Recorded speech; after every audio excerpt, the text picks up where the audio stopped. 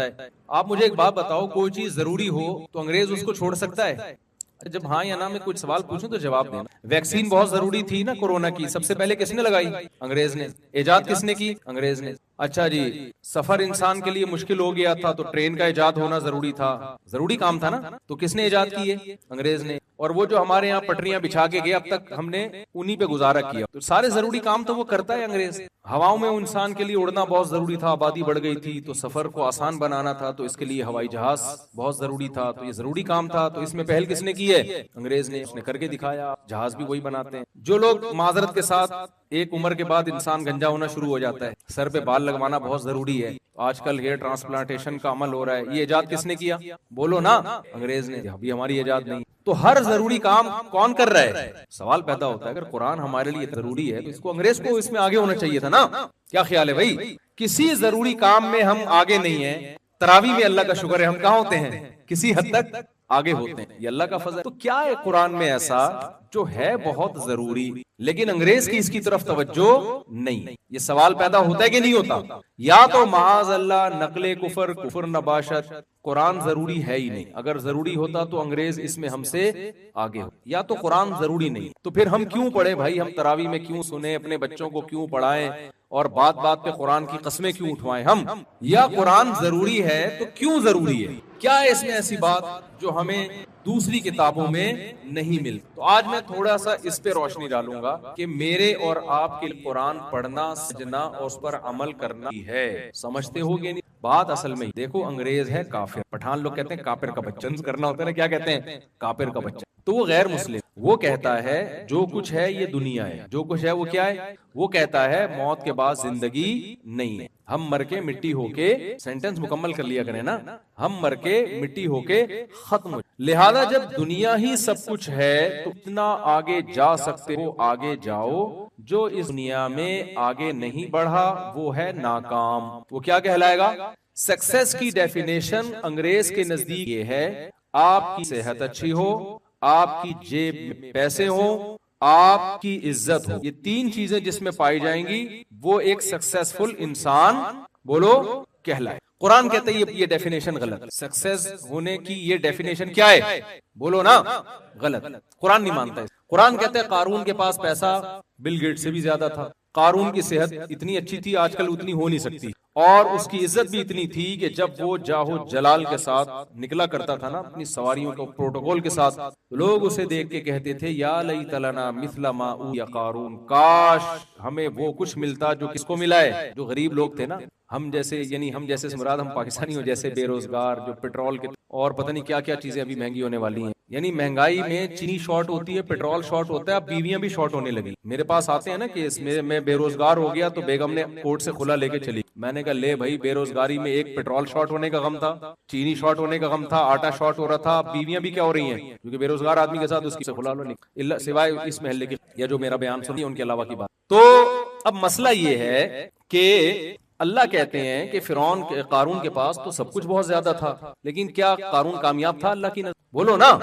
नहीं था। हमारे नबी सल्लल्लाहु अलैहि वसल्लम, मोहम्मद सल्लल्लाहु अलैहि वसल्लम के पास दुनिया का कुछ भी नहीं था। 40 दिन घर में आपके चूल्हा नहीं जला। आप समझते हो शायद गैस का इंतजाम नहीं था, ये लकड़ियों का इंतजाम नहीं था, इसलिए चूल्हा नहीं जला।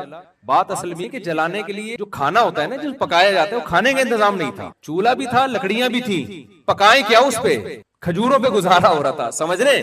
किस पे गुजारा हो रहा था? खजूरों पे। लेकिन दुनिया के सबसे कामयाब इंसान कौन थे? कुरान कहता है मोहम्मद सल्लल्लाहु अलैहि वसल्लम थे। इससे हमें पता चलता है शायद कुरान ये कहना चाह रहा है कि गरीब कामयाब होते हैं। शायद कुरान ने ये कहा कि भाई कारून के पास पैसा था, नाकाम। मोहम्मद सल्लल्लाहु अलैहि वसल्लम और मूसा अलैहिस्सलाम के पास पैसा नहीं था, इसलिए वो क्या थे? कामयाब। इससे तो ये लगता है कि शायद कुरान ये कह रहा है कि पैसे मत कमाओ, जितने यहाँ प्रोजेक्ट दी कंफर्ट में चल रहे हैं सारे बंद हो जाने चाहिए ना। क्या ख्याल है भाई? लेकिन नहीं, हम कुरान पढ़ते हैं तो कुरान ने कहा नहीं नहीं, सुलेमान अलैहिस्सलाम के पास तो कारून से भी ज्यादा पैसा था, मगर वो क्या थे? बोले ना यार, आप लोग थोड़ी देर बात करूंगा, मैं चाहता हूं आप मेरे साथ शरीक हो। ये हमारी ना आपस में बातचीत हो रही है, बयान नहीं हो रही है। तो कारून के पास पैसा था, नाकाम। मूसा अलैहिस्सलाम और मोहम्मद सल्लल्लाहु अलैहि वसल्लम गुर्बत थी, मगर क्या थे? कामयाब। हमने इससे अंदाजा लगाया शायद अल्लाह की नजर में पैसे वाले नाकाम हैं और गरीब क्या हैं? कामयाब। लेकिन एक और मिसाल कुरान ने दे दी। दाऊद और सुलेमान अलैहिस्सलाम के पास इतना पैसा था कि कारून कुछ भी नहीं था उनके मुकाबले में। और ऐसे वसाइल और ऐसे असबाब, अभी यहाँ कंस्ट्रक्शन का काम हो रहा है ना, उमेर भाई ने मजदूर लगाए हुए हैं, बिल्डिंग बन रही है। उमेर शेखानी जो हमारे दोस्त हैं, उन्होंने, मैं देखता रहता हूँ ना, वहां से ट्रक आ रहा है बजरी का, वहां से ये आ रहा है, वहां से ये आ रहा है। सुलेमान अलैहिस्सलाम ऐसे नहीं बिजली का ट्रक मंगवाते थे। सुलेमान अलैहिस्सलाम को जब कोई तामीराती काम करवाना होता ना, तो कुरान कहता है जिन्नात को हुक्म देते। सुलेमान अलैहिस्सलाम को ना मलका सबा का तख्त चाहिए था, उमेर शेखानी साहब को चाहिए होता तो कैसे मंगवाते? वो ट्रक भेजते, हवाई जहाज जाते, बहरी जहाज जाते, और पता नहीं क्या क्या होता, फिर 2-3 नट बोल्ट मिल जाते, उससे ज्यादा उस तख्त से कुछ नहीं मिलने वाला था। करोड़ों रुपए का, अरबों खरबों रुपए का तख्त था। सुलेमान अलैहिस्सलाम ने कहा अय्युकुम यातीनी बिअर्शिहा क़ब्ल अन यातूनी। जिन्नात से कहा कि कौन मलका सबा का तख्त 2 मिनट में यहाँ उठा के ले आए। तो एक बुजुर्ग थे, उनकी करामत थी, उन्होंने कहा आप पलक झपकने से पहले मैं ले आऊंगा, और ये कहा और तख्त हाजिर था सामने। हर चीज सुलेमान अलैहिस्सलाम को अल्लाह ने दी। परिंदों की बोलियां सिखाई, एजेंसी का काम परिंदों से ले रहे हैं, ताकतवर जिन्नात उनके ताबे बना दिए, और लाइफ स्टाइल भी बहुत शाहाना। जब पैसा दिया तो स्टाइल भी कैसा था? शाहाना, बेहतरीन ताज, बेहतरीन तख्त। ये जो लोग कहते हैं ना कि ये पैसा हो और रहो गरीबों की तरह, इस्लाम का हुक्म लग्जरी गाड़ी में घूम रहा है। भाई अगर पैसे हैं तो लग्जरी गाड़ी में ही घूमना पड़ेगा। हमारे नबी के पास पैसा आया तो आपने, सुबह आया तो शाम से पहले खर्च कर दिया, शाम को आया तो सुबह से पहले खर्च कर दिया, तो आपने गुर्बत को इख्तियार किया। इस्लाम में इसकी कोई मिसाल नहीं मिलती कि पैसा हो और रहो गरीबों की तरह। मैं समझा पा रहा हूं अपनी बात? या तो रखो ही नहीं पैसा, सुबह आया तो शाम से पहले सारा सदका कर दो, फिर शाम को खाने के लिए रोटी नहीं है। लेकिन ऐसा तवक्कुल किसी में आजकल होता नहीं है, और ना होना भी नहीं चाहिए। इस्लाम का हुक्म भी नहीं है, यानी होना तो चाहिए लेकिन इस पर अमल नहीं करना चाहिए इस तरीके से। नबी सल्लल्लाहु अलैहि वसल्लम ने क्यों किया, इस पर एक मुस्तकिल बयान है मेरा, अभी ये मौका नहीं है। लेकिन नबी ने पैसा रखा नहीं है। शरीयत इसकी इजाजत नहीं दे रही कि आप पैसा रखें और रहे किस तरह? गरीबों की तरह। बेशुमार पैसा है और फटे हुए कपड़े पहन रहे हैं, पेवन। मैंने ऐसे करोड़पति लोगों को देखा, भाई तेरे कपड़े फटे हुए, पेवन ज्यादा कपड़े पहने हो। भाई नबी के पास तो पैसे नहीं थे, सुबह आए तो सदका कर दिया, तो जो कपड़ा मिला आपने पहन लिया। तुम्हारे पास तो बैंकों में करोड़ों रुपए रखा हुआ है, तुम फटे पुराने कपड़े क्यों पहन रहे हो भाई? अच्छा, ये पहले जमाने में हम कहते थे कपड़े पहने, अब जिसके पास जितना पैसा ना वो कपड़े नहीं पहन रहा। अब क्या हो रहा है मामला? इतना पैसा आएगा ना, कपड़े मार्केट से क्या होंगे? स्टाइल है भाई, गरीब लोग कपड़े पहनते हैं। अब तो एक आध चट्टी मट्टी पहन के ना, मालदार आदमी क्या स्टाइल है, हमारा काम है पहनना। खैर, मेरा मौजू ना कहीं चेंज हो जाए ना, मैं इसलिए जरा, यानी मालदार खवातीन के कपड़ों पे पैसा बहुत लगता है मगर कपड़ा नहीं लगता। यानी मालदार खवातीन जो है ना, आप जरा पोश इलाके में ले जाएं, मालदार और मॉडर्न जो बड़े घरीन है, उनके कपड़ों पे पैसा दबा के लगेगा, मगर कपड़ों पे कपड़ा नहीं होगा उसमें, मगर जितना होगा उस पे पैसा बहुत होगा। खैर,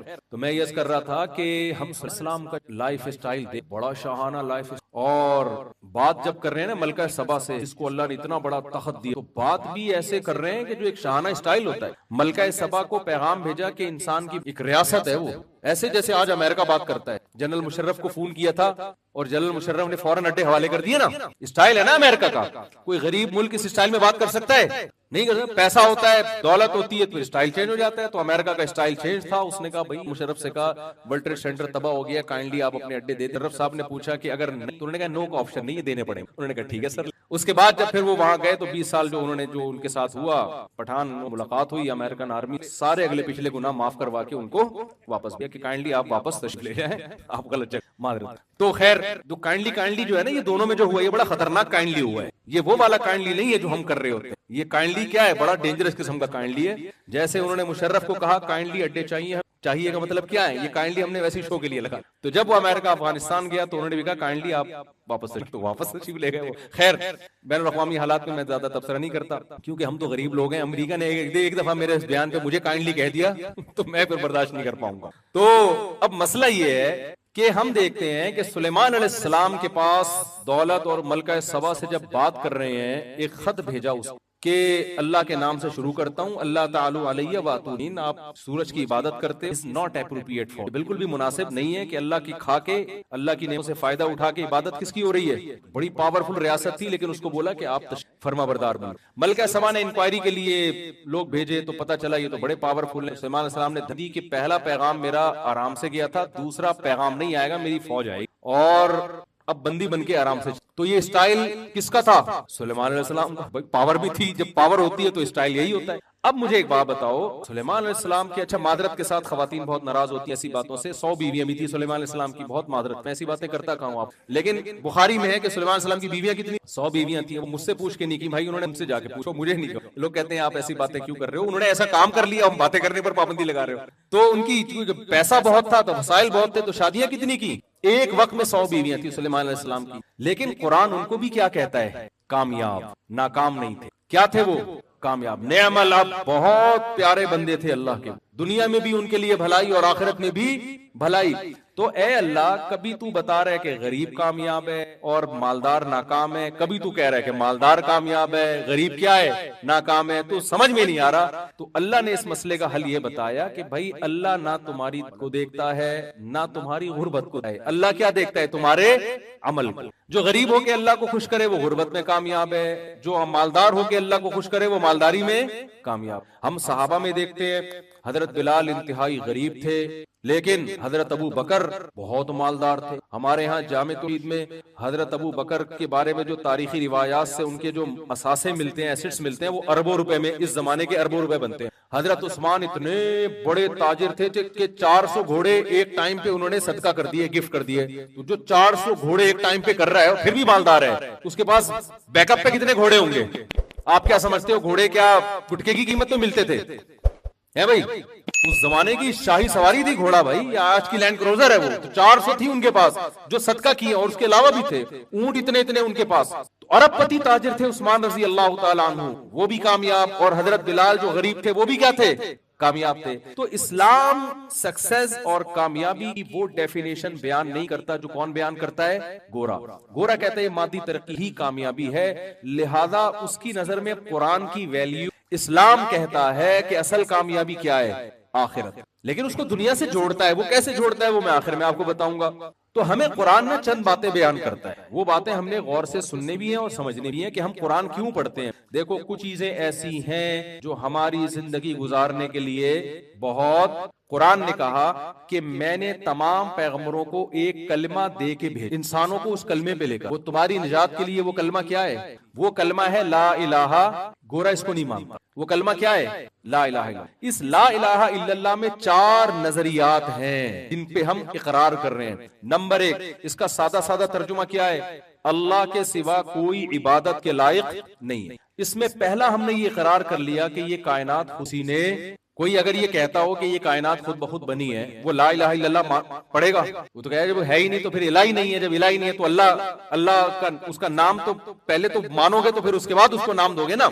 हमने मान लिया कि इस कायनात को किसी ने पैदा किया है, ये खुद से नहीं बनी। मैं बार बार मिसालें देता हूं, डिजिटल कैमरे की मिसाल अक्सर मैं क्योंकि हमारे यहाँ जामे तो कुछ साइंटिस्ट आए थे, उन्होंने हमें बताया कि डिजिटल कैमरा इजाद कैसे हो। उन्होंने बताया कि जी ये रेज आती हैं वगैरह वगैरह, लेक्चरर तो हूं। उन्होंने बताया कि ये डिजिटल कैमरा पूरा इंसानी आंख की कॉपी, यानी साइंसदानों की इजाद नहीं है। इजाद कहते हैं आदम से, ये फर्स्ट कॉपी है। ये क्या है? जैसे जापान एक मोबाइल इजाद करता है, कोरिया इजाद करता है, चाइना फॉरेन मार्केट में क्या ले आता है? वो है ना कि अमेरिका ने एक सुई इजाद की और दावा किया कि इससे बारीक कोई सुई बना के दिखाए। जापान ने कहा ऐसी इससे बारीक, जापान ने उसमें सुराख करके दिखा, इससे बारीक तो दूर की बात, इसी में सुराख करके दिखा दिया। अमेरिका हैरान, अब ये बड़े फंटर निकले। पाकिस्तानी आपको पता है किसी पीछे पाकिस्तानी ने चैलेंज कबूल किया, उस पे मेड इन पाकिस्तान लिख के दिखा, इतनी बारीक सुई पे लिख के दिखा दिया। लिखा क्या है? Made in Pakistan.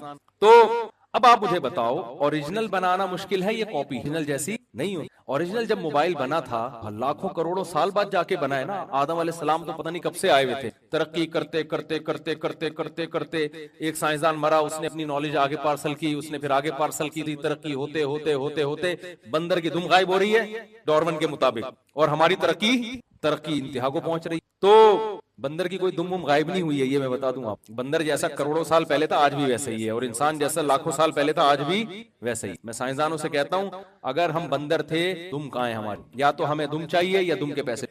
सही बात है ना? क्या बात है, पूरा पार्टी आपने गायब कर। तो ना दुम दे रहे हो ना दुम के पैसे दे रहे हो। तो खैर मैं ये आपसे अर्ज कर रहा था, मेरी स्पीड थोड़ी तेज है ताकि जल्दी बयान खत्म हो। तो मैं ये अर्ज कर रहा था आपसे कि देखो डिजिटल कैमरा है, ये इंसानी आंख की, ये मैं अपनी तरफ से नहीं कह रहा, मैंने साइंसदानों से सुना है, यही के साइंसदान है लेकिन उन्हीं को पढ़ा हुआ है उन्होंने। अब आप मुझे बताओ, ये जो कॉपी वाला डिजिटल कैमरा है जिससे ये वीडियो रिकॉर्ड हो रही है, आप अपने प्रोफेसर साहब से, लेक्चरर से या साइंसदान से ये कैसे बना? वो कहे खरबों साल में ग्लासेस एक ऐसी इत्तेफाक से, फिर करोड़ों साल में उसकी फिनिशिंग होते होते ये बन गया। मान लोगे आप ना? यार क्या हो गया यार, कॉपी खुद से नहीं बना रहे आप, और जो ओरिजिनल है उसके आप कह रहे हो कि एक सेल था और वो तरक्की करते करते खरबों साल में एक बंदर बन गया, फिर इंसान बन गया, ये आंख बन गई। ये नहीं हो सकता खुदा की कसम। खरबों साल में भी एक आंख जो ओरिजिनल डिजिटल कैमरा है वो खरबों साल में भी वजूद में नहीं आ सकती। डिजिटल कैमरा खुद नहीं देखता, हमें दिखाता है, जबकि हमारी जो आंख का कैमरा ये खुद देखता है। ये दिमाग से इसका लिंक है, ये समझता भी है कि मैं क्या देख रहा हूं। ये नामुमकिन है कि अरबों साल में वजूद में आके यहां खोपड़ी में एडजस्ट हो जाए। और डिजिटल कैमरा एक होता है,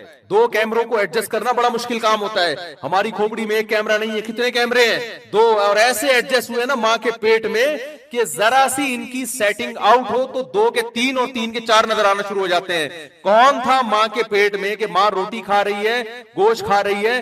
कौन है मां के पेट में जो बच्चे की आंखें बना रहा है और वर्नियल कैलिपर के जरिए उसको जनाब उसकी पुतलियों को एडजस्ट कर रहा है?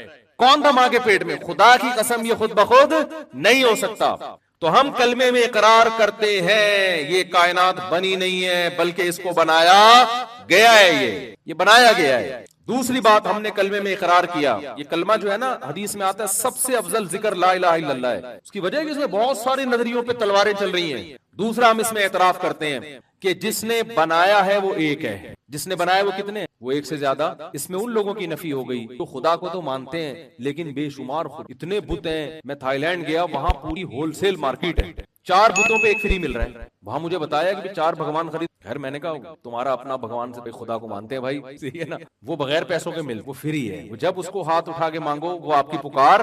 तो इसमें अल्लाह ने ये भी बता दिया कि वो कितने हैं। तीसरा इसमें क्या, हमें उसका नाम अल्लाह है। उसका नाम क्या है? बहुत से लोग दुनिया में ऐसे हैं जो कहते हैं हम खुदा को तो मानते हैं, गॉड है, क्रिएटर है। बहुत से साइंसदान भी मानते हैं, वो कहते हैं कायनात खुद से बनी नहीं सकती। बहुत से साइंसदान इस नजरिए पे सख्ती से रद्द करते हैं कि ऑटोमेटिकली बनी। वो हंसते हैं इस पे कि यार ये खुद ही से धमाका हो गया। कह रहे हैं एनर्जी के बगैर धमाका कैसे हुआ? वो एनर्जी कहां से आई और मादा कहां से आया? एनर्जी मादे में कन्वर्ट हुई है तो एनर्जी तो पहले से कहीं से आई होगी ना, अदम से तो कुछ भी नहीं आ सकता, तो कोई जात है। लेकिन वो कहते हैं हम ये क्यों माने कि वो अल्लाह है? मुसलमानों को हम क्यों लिफ्ट कराएं? समझा पा रहा हूं भाई, हम क्यों माने कि अल्लाह है? बस है, कोई खुदा है, क्रिएटर है, बनाया है, उसका नाम अल्लाह, ये हमें कहां से पता चल गया? क्योंकि अगर वो मानेंगे कि वो अल्लाह है तो फिर कुरान मानना पड़ेगा, पैगंबरों को मानना पड़ेगा, फिर नमाज है, फिर ज़कात है, फिर मौलवी को बीच में लाना पड़ेगा कि तलाक हो गई है, विरासत में किसका है, ये कितनी शादियां कर सकता हूँ, कितनी नहीं कर सकता। वो कहते हैं ये तो रियासत बताएगी आपको, मौलवियों से क्यों पूछ? तो ये सारे ना लवाजिमात उसके बीच में आ जाएंगे। तो उन्होंने कहा वो है मगर वो अल्लाह बोलो नहीं। हम उनसे कहते हैं कि देखो एक खुदा वो है जो अपने बंदों से ताल्लुक, जिसने मूसा कलीमुल्लाह को भेजा, जिसने आदम को भेजा, नूह अलैहिस्सलाम को भेजा, जो कलाम नाजिल करता है तौरात की शक्ल में, इंजील की शक्ल में, कुरान की शक्ल में, उसमें हमें पूरा उसका इंट्रोडक्शन मिल रहा है। ये भी पता चल रहा है कि ये इसका तारुफ क्या है, अल्लाहु ला इलाहा इल्ला हुवल हय्युल क़य्यूम। जब हम पूछते हैं कि तेरा तारुफ क्या, वो कहता है मैं वो जात हूँ इसके सिवा कोई इबादत के लायक नहीं, ला ताखुज़ुहु वला नौम, उसे ना नींद आती है ना ऊँघ आती है, लहू मा फिस समावाति व मा फिल अर्द, सारी कायनात का तने तनहा मैं मालिक हूं, यालमु मा बैना अयदीहिम व मा खल्फहुम, जो हो चुका, जो हो रहा है, जो होगा, सब कुछ जानता हूं मैं। किन बातों से खुश होता हूं ये भी बता रहा है, किन बातों से नाराज होता हूं ये भी बता रहा है। वो कह रहा है कि मैं तौहीद से खुश होता हूं, मेरी इबादत करे, इताअत करे, इससे खुश होता हूं। कोई मेरे लिए गरीबों को खाना खिलाए, इससे खुश होता हूं। कोई घर में मुस्कुरा के दाखिल हो, इससे खुश होता हूं। बदअखलाक लोगों से खुश नहीं होता, जिना करने वालों से खुश नहीं होता, दूध खाने वालों से खुश नहीं होता। पूरा अपना इंट्रोडक्शन करवा रहा है। उसका नाम है अल्लाह। अल्लाह के अलावा अगर कोई और खुदा है तो वो चुप बैठा हुआ है। वो हम अंग्रेज से पूछते हैं अगर अल्लाह के अलावा कुछ और है तो वो क्या कह रहा है? वो कहने कुछ भी नहीं कह रहा। वो कौन सी किताब है भाई जिसमें उसके हकाम लिखे हैं? कहने कोई किताब नहीं। हम कहते हैं यार मुझे एक बात बताओ, एक मुल्क ने 2 सफीर भेजे, एक सच्ची मुच्ची का सफीर है। अमेरिका ने 2 सफीर भेजे आपके पास, एक है सच्ची मुच्ची का और एक है झूठी मुट्ठी का। सच्ची मुच्ची का आके आपको पेपर बता रहा है कि अमेरिका ने ये पैगाम भेजा है कि अड्डे दे दो हमें वरना ऐसी की तैसी कर देंगे, या कोई और अच्छा पैगाम ले आओ ना, हमें क्यों लेकर आ रहे हैं? अमेरिका ने कहा कि मैं आपकी हुकूमत अब गिर रही है, पेट्रोल से सुना है कि बीवियां भी मार्केट से शार्ट होने लगी आप लोगों की, तो अब मैं आपको IMF से कर्जा दिलवा रहा हूं। वो पूरा एक उसके पास पैकेज है और उसके पास सनद है, स्टैंप है, सब कुछ है। दूसरा घुन्ना बना हुआ है चुप, वो बोल ही नहीं रहा कि ये झूठ बोल रहा है, मैं हूं अच्छा, मैं सही हूं, मैं असल सफीर मैं हूं। वो क्या बना हुआ है? वो चुप करके बैठा हुआ है। हम तो भाई फिर उसी से डीलिंग करेंगे यार, जिसके पास पेपर भी है, ऑर्डर भी है। अब जब ये ओरिजिनल सफीर चला गया तो झूठी वाले ने बोला कि असल तो मैं था। हम रख के थप्पड़ लगाएंगे नहीं लगाएंगे? अब तू बता रहा है, अबे घंटे से तो वो तकरीर कर रहा है। मैं इससे एक और अच्छी चुटकुले वाली मिसाल बताता हूँ। हमारे एक दोस्त की शादी नहीं हो रही, ये मिसाल जल्दी समझ में आएगी आप लोगों को। वो मुझे ले गए कहीं पैगाम, पुरानी बात है 2006 की बात है मेरा ख्याल है। वो मुझे ले गए सिफारशी बना के। अब मैं मौलवी था तो मैं नहा धो के साफ सुथरे सफेद कपड़े कॉटन कलफ पहने, मैं कहा थोड़ा लड़की के अब्बा पे रो पड़ेगा, सिफारिश कबूल करेंगे मेरी। पगड़ी छगड़ी बांध के मैं चला गया, साथ वो घरेलू कपड़ों। अब मैं जब जाके बैठा हूं तो लड़की के अब्बा समझें कि मैं आया हूं, तैयार मैं हुआ था। अब वो मुझसे बात कर रहे हैं, बेटा आपकी तनख्वाह कितनी? 2-3 सवाल किए तो मैंने फौरन कह दिया, हजरत मैं इनके रिश्ते के लिए आया। मेरा फर्ज बनता था ना, मैंने फौरन कह दिया मैं नहीं हूं, कौन है? ये है। अगर मैं गुंडा बन के तनख्वाहें बताता रहता और ये है और यूं है और घंटा और पूरी मैं डिटेल बताता, वो कहते चलो मेरी तरफ से कबूल है, फिर मैं आखिर में कहता कि असल में तो ये है, वो रख के थप्पड़ लगाते कि नहीं लगाते कि अगर असल ये है तो तू पहले सवाल में ही बता देता ना, घंटे से क्यों बैठा हुआ है वो? तो ना मेरी होती ना उसकी होती, हुई तो फिर भी नहीं किसी की, लेकिन एक बात कर रहा हूं, ना मेरी होती ना उसकी होती। तो भाई अगर अल्लाह खुदा नहीं है तो जब अल्लाह माज अल्लाह अगर झूठा है तो वो कह रहा है मैंने मूसा को भेजा, कुरान नाजिल किया, पैगंबरों को भेजा, अपना इंट्रोडक्शन करवा रहा है, तो जो ओरिजिनल सच्ची मुच्ची का है वो आके बताता क्यों नहीं है कि ये गलत है? वो हजारों साल से चुप बैठा हुआ है, अब भी बैठा हुआ है और बैठा ही रहेगा, तो उसको बैठे ही रहने दो, उसको लिफ्ट कराने की कोशिश।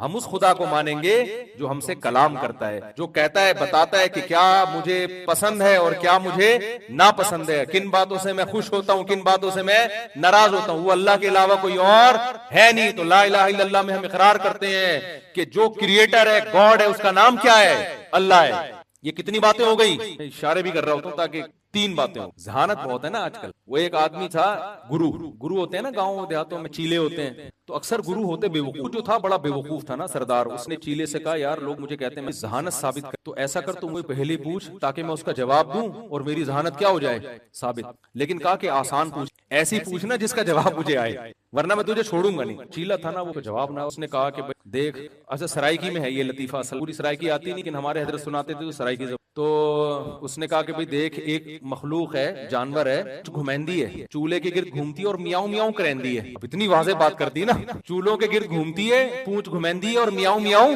करेंदी है। इसका ख्याल था। अब तो जवाब उसने कहा मुर्गा, कुकेड़। अब ये टेंशन में आ गया, यार अब मैं अगर बोलूंगा जवाब गलत है तो मैं क्या करूंगा? मैं तो पिटूंगा टाइट तरीके से। अब ये था बड़ा होशियार ना, इसने कहा हुजूर लगता है किसी ने दसिया है, किसी ने बताया है। ये जवाब खुद से नहीं, इंसान के दिमाग में इतनी जहानत किसी, मैंने किसी इंसान में ऐसी जहानत, ये लगता है हुजूर किसी ने बताया है आपको। हुजूर कहते हैं नहीं, अक्ल जी दौड़ है भाई, किसी ने बताया। तो इसलिए मैं जब कहता हूँ ना कितने हो गए, तो यूं कर रहा होता हूँ, आप गलत जवाब न दें। फिर भी अगर गलत हो तो पहला इससे क्या साबित होता है भाई? पैदा किसने किया? किसी ने पैदा किया। नंबर 2, वो अकेला है। नंबर 3, उसका नाम क्या है? अल्लाह। इस कलमे में हमें। चौथा, बाज लोग कहते हैं ठीक है जी हम मान लेते हैं क्रिएटर है, खुदा है, चलो मान लिया, उसका नाम क्या है? अल्लाह है। तो करें क्या? है तो है भाई, उसने पैदा किया, अब एंजॉय करें। हम इसमें इकरार करते हैं ला इलाहा इल्लल्लाह, उसके सिवा कोई माबूद नहीं, यानी वो तो माबूद है। माबूद किसे कहते हैं? तो गुलामी इख्तियार की जाएगी। हमने मान लिया कि वो है, तो अब उसी से पूछ के जिंदगी गुजारनी है। सारी बातें किसकी फॉलो करनी है? गुलाम की, अपनी कोई मर्जी नहीं होती। वमा खलक़तुल जिन्ना वल इंसा इल्ला लियाबुदून, मैंने पैदा किया अपनी गुलामी के लिए, हर काम मुझसे पूछ के करना है। एक तरफ आप वकीलों को बुलाते हो, यार मैं ये, यहाँ ज्यादातर ठेकेदार लोग ही है ना, कंस्ट्रक्शन करने वाले, यार मैं थोड़ा सा ये गैलरी बढ़ाना चाहता हूँ, लीगल है कि इलीगल है? पूछ रहे होते हैं कि नहीं होते? वैसे तो पाकिस्तान में पूछने की बिल्कुल भी जरूरत नहीं है, लेकिन फिर भी एहतियातन क्या करते हैं, बात पूछ लेते हैं लोग, यार मैं ये काम करने जा रहा हूँ, ये लीगल है कि इलीगल है? यार मैंने ये करना है, ये लीगल है कि इलीगल है? चर्सी पूछ रहे होते हैं कि यार मैं यहाँ सुट्टा पी सकता हूँ या खुलेआम बैठ के, या मुझे पाइप में बरसाती नाले में लीगल है पाकिस्तान? मैंने देखा है बरसाती नाले में आजकल, पहले तो सैलाबी रेले आया करते थे, अब वो रेले अब कहीं और से जा रहे होते। नालों के अंदर कौन बैठा होता है? मैं व्लॉग भी बनाता हूँ ना, दिन पहले चर्सी देखे बैठे हुए, ख्याल हुआ व्लॉग बना के डालूं, बताऊं कि हमारे हुक्मरान क्या कर रहे हैं, लेकिन मैंने इसलिए नहीं डाले कि सारे चर्सी पहुंच जाएंगे। अच्छा ये बेहतरीन लोकेशन मुफ्ती साहब ने बताई है, हमें तो पता ही नहीं था यहाँ सबका इज्तिमा होता है, इसलिए मैंने नहीं बनाया। खैर, तो हमने क्या इकरार किया कि वो माबूद, इसकी इबादत की। इबादत का मतलब सिर्फ नमाज रोजा नहीं है, हर बात में पहले परमिशन किससे ले? तो मेरे भाई कुरान से पता चलता है कि जो ला इलाहा इल्लल्लाह का जबान और दिल से और अमल से इकरार करता है, यानी प्रैक्टिकली अपने आप को खुदा के हवाले करता है, वो है कामयाब। और जो अपने आप को खुदा के हवाले करने के लिए तैयार नहीं है, मेरे भाई वो कोरोना 10 वैक्सीनें लगा ले, ठीक है ना, 90 साल जिंदगी गुजार ले, अल्लाह कहता है नमा तकूमुल मौत, चाहे तुम चांद पे भी पहुंच गए ना, आना कहाँ है, यहां से तो कब्रिस्तान, वैसे आना कहाँ है तुमने मेरे पास, तुम जो ये कहते हो। फिर कुछ कलिमे के लवाजिमात हैं जो कुरान ने बयान, हम कहते हैं ए अल्लाह हम तो मर के खत्म हो जाते हैं, तो तेरे पास आएंगे कब। अल्लाह ने कहा जो खुदा पानी के कतरे में जान डाल के इंसान बना सकता है वो इंसान को दोबारा भी पैदा कर सकता है। सूरह यासीन का आखिरी रुकू पढ़ें। रसूलुल्लाह सल्लल्लाहु अलैहि वसल्लम अल्लाह के सफीर थे, पैगंबर थे। आपने बताया कि मैं नहीं कहता, अल्लाह कहता है कि तुम मरने के बाद दोबारा जिंदा होके खुदा के सामने खड़े होगे। मुशरिकीन ने मजाक उड़ाया। एक मुशरिक ने क्या किया, पुराने कब्रिस्तान गया और सड़ी हुई बोसीदा हड्डी, सदियों पुरानी भुरभुरी हड्डी, वो नबी के पास लेकर आया और कहने लगा मैं युहिल इज़ामा वही रमीम, भला जब ये हड्डियां सड़ जाएंगी तो इनको कौन जिंदा करेगा, ये जिंदा होंगी। मजाक उड़ाने के लिए ना, ये आप इसको खुदा दोबारा इंसान बनाएगा। वो एतराज कर रहा था नबी पर, मगर नबी ने जवाब नहीं दिया। क्यों? नबी का काम है अल्लाह का पैगाम पहुंचाना। नबी ने ये थोड़ी कहा था मैं जिंदा करूंगा। नबी खामोश हो गए, तो एतराज तो अल्लाह पे बनता है, मुझ पे तो बनता ही नहीं। तो अल्लाह ने सूरह यासीन का आखिरी रुकू नाजिल, उसमें क्या हुक्म दिया, अवलम यरल इंसानु अन्ना खलकनाहु मिन तुफा, क्या इंसान देखता नहीं है हमने पानी के कतरे से पैदा किया इसको। जरा इसको चाहिए वो पानी का कतरा नबी के पास लेकर आए और कहे कि इस कतरे को कौन इंसान बना सकता है। तो नबी क्या कहेंगे, तू भी इसी से बनाए और सारी दुनिया इसी से बन रही। ये कतरा है जो माँ के रहम में जब माँ रोटी खाती है, इसी रोटी से इस कतरे में आंख भी बनती है, नाक भी बनती है, दिल भी बनता है, दिमाग भी बनता है, जिगर भी बनता है, पूरा जिस्म तैयार होता है। फिर जो है आपका हार्ट जो है वो पंपिंग करना शुरू करता है। दिमाग की बड़ी लंबी नसें, इतनी लंबी पाइप लाइनें दिमाग में कि यहां से लेके जाओ और चांद से घुमा के नीचे ले आओ। ऐसी पाइप लाइनों को जिसमें ब्लड सर्कुलेट करता है, अल्लाह गुच्छा बना के बच्चे की खोपड़ी में फिट कर देते हैं। और ये बन किससे रहा है? रोटी से जो माँ खा रही है, खजूर से, रोटी से, दूध से, दही से, जो कुछ खा रही है सब चीजों से बच्चे की कंस्ट्रक्शन हो रही है। आप सीमेंट बजरी से तामीर बना सकते हो, खुदा की कसम कोई ऐसा मटेरियल नहीं है जिससे माँ के पेट में बच्चा बना दो। अल्लाह रोटी और चावल से क्या बना रहा होता है? उस बच्चे की आंखें, नाक, दिल, दिमाग, जिगर बना रहा होता है और फिर उसको माँ के पेट से निकालते ही माँ की छातियों में दूध पैदा कर देता है। ये बताता है कि जिस रोटी से इसकी कंस्ट्रक्शन हो रही थी, उसी रोटी से अब क्या पैदा होगा?